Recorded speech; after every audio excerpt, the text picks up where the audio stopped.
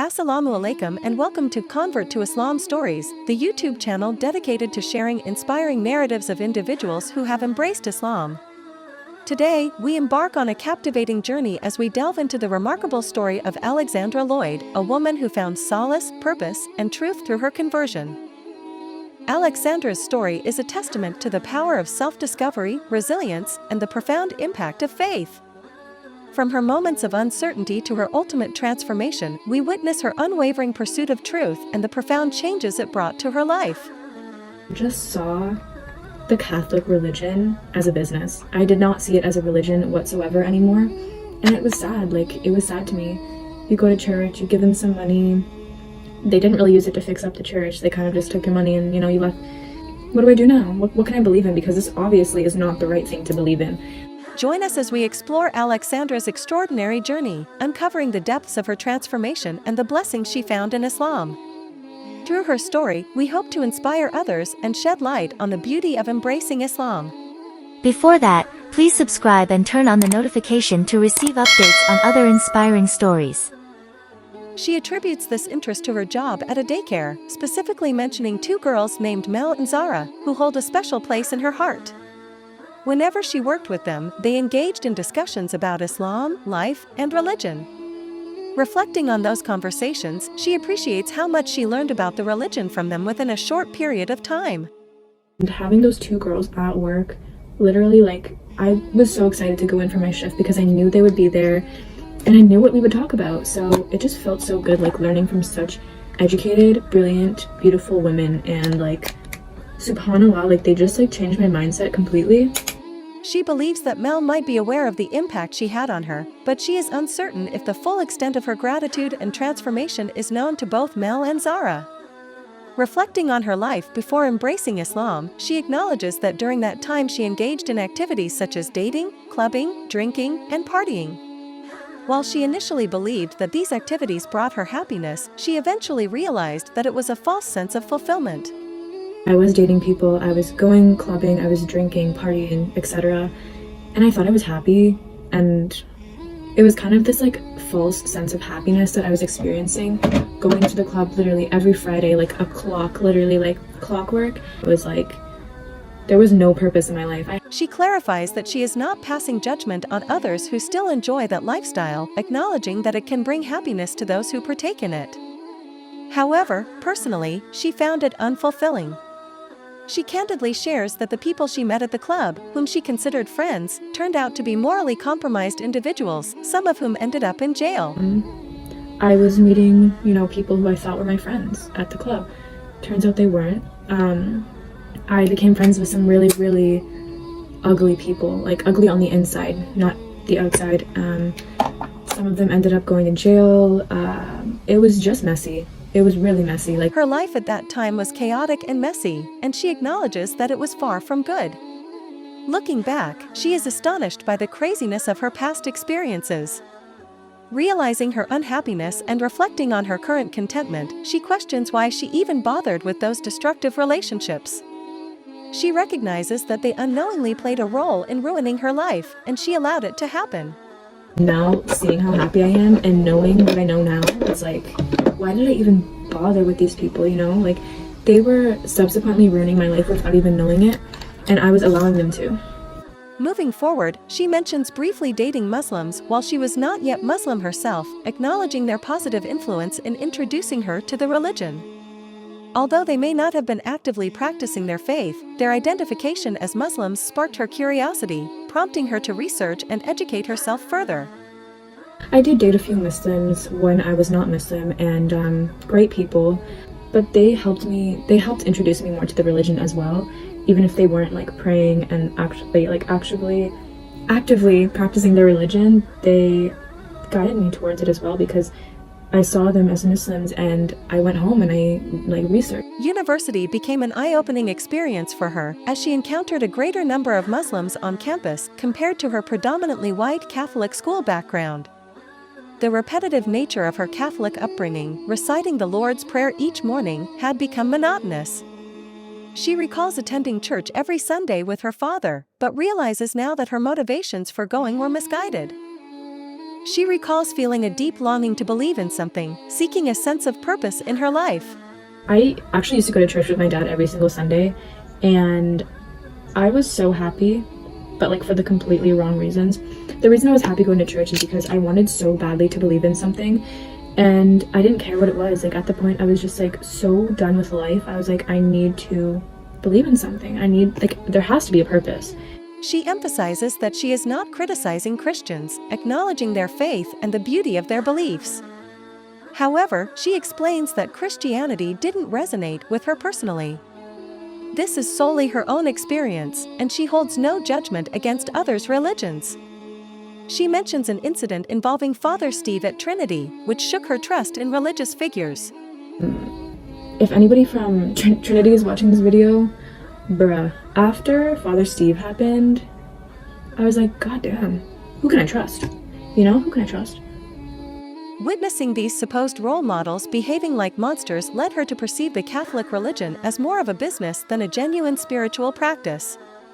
She felt disillusioned when she observed money being collected at church without tangible benefits for the community.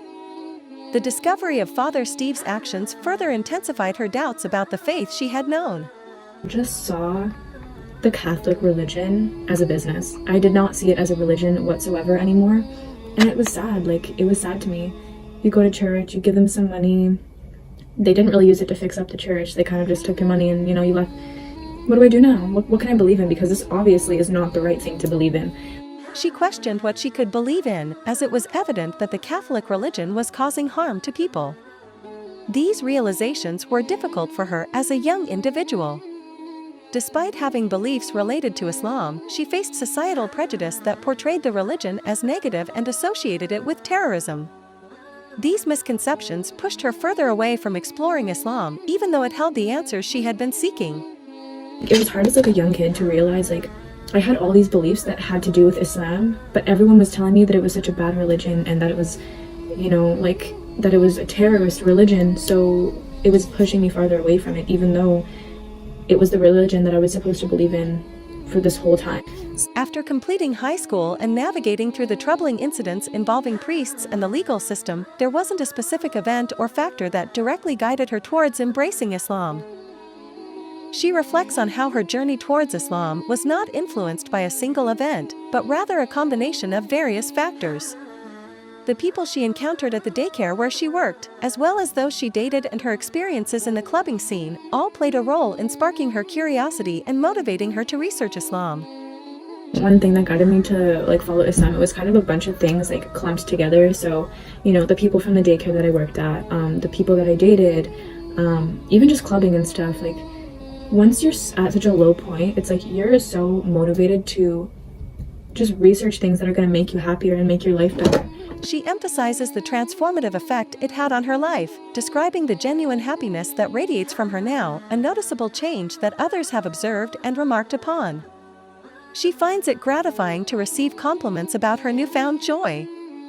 However, she acknowledges that the most challenging part of her journey was revealing her decision to her parents. I started researching Islam for a reason, and alhamdulillah I did, because I can't even explain to you how happy I am now. And it's crazy, people can just notice it, when they talk to me or when they see me, they're like, wow, you just look genuinely happy. And I think that's the best compliment that you can receive. The hardest part obviously was telling my parents. Although parents should ideally love their children unconditionally, it is crucial to consider their perspectives and foster mutual respect in this process.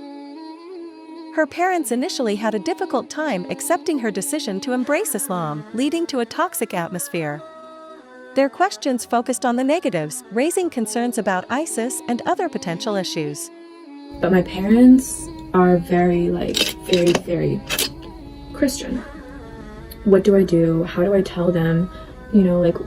How do I go about this? Do I just tell them straight up, look, I believe in this, I'm Muslim? Or do I kind of slowly get them warmed up to it?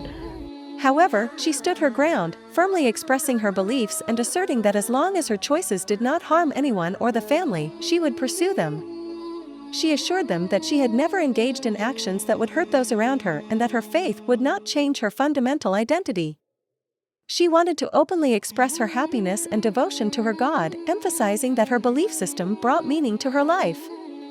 My parents were like not chill with it at the beginning. It was like very toxic at the beginning, let me say. I didn't receive like the best answers from that. It was more like, okay, what about ISIS? It's kind of like pointing out all the negatives, and I just said, look, you know what? As long as I'm not hurting anybody, as long as this isn't detrimental to our family, then I'm gonna do it.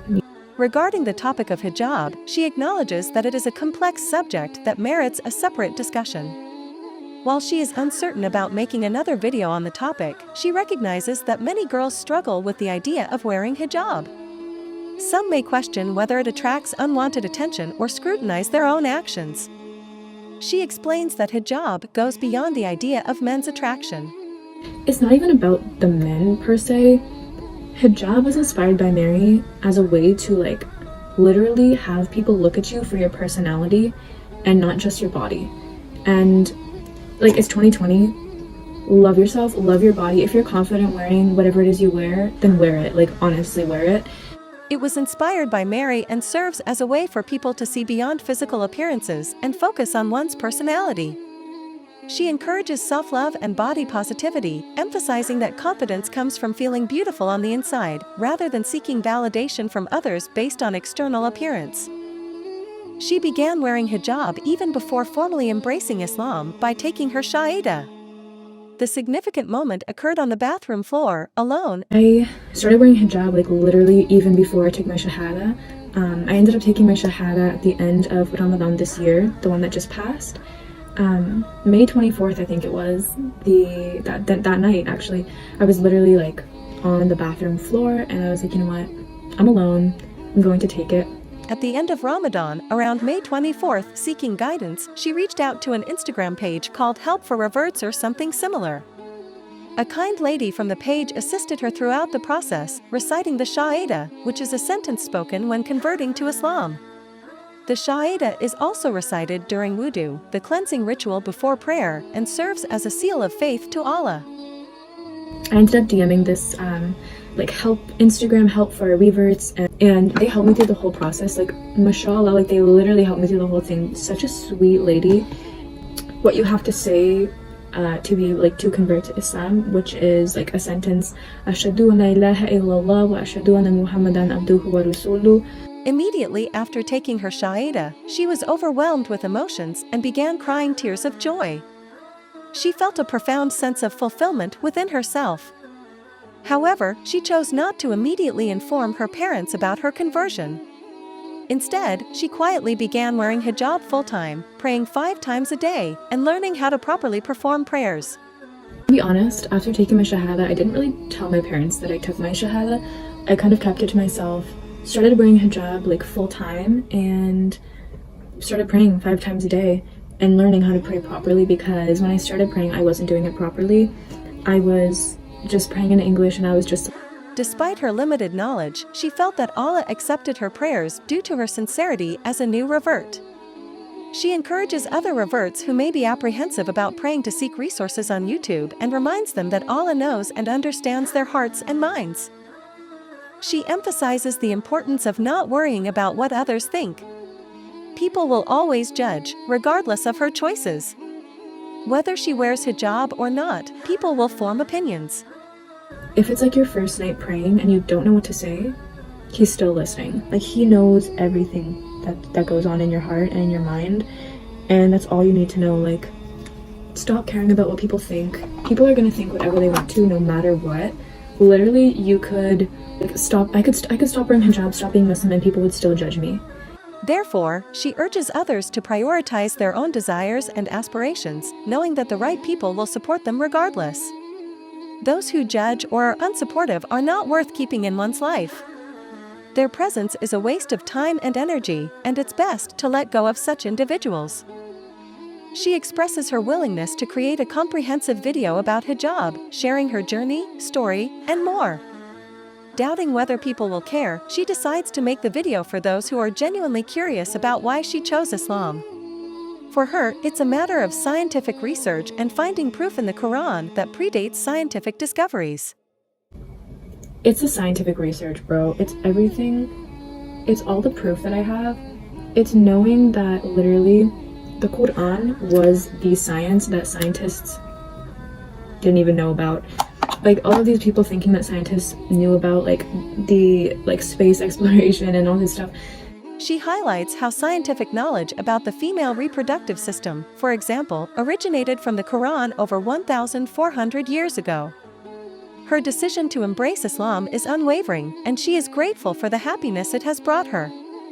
Hoping to inspire and help others, she acknowledges her imperfections and encourages viewers to conduct their own research to find their own truth. The fact that they thought that science came up with what has to do with a woman's uterus. No, honey. It came from the Quran literally more than 1,400 years ago. And that's just the truth. Like, to me, there was nothing that doubted me, and there is still nothing that doubts me on my decision that I made to revert to Islam. And honestly, I'm just so happy.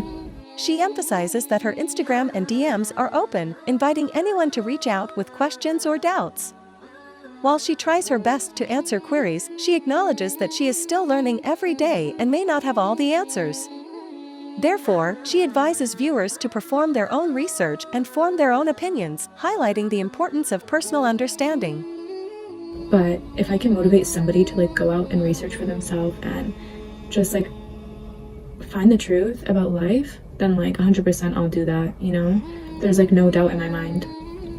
Thank you for joining us on this enlightening journey into the life of Alexandra Lloyd and her remarkable conversion to Islam.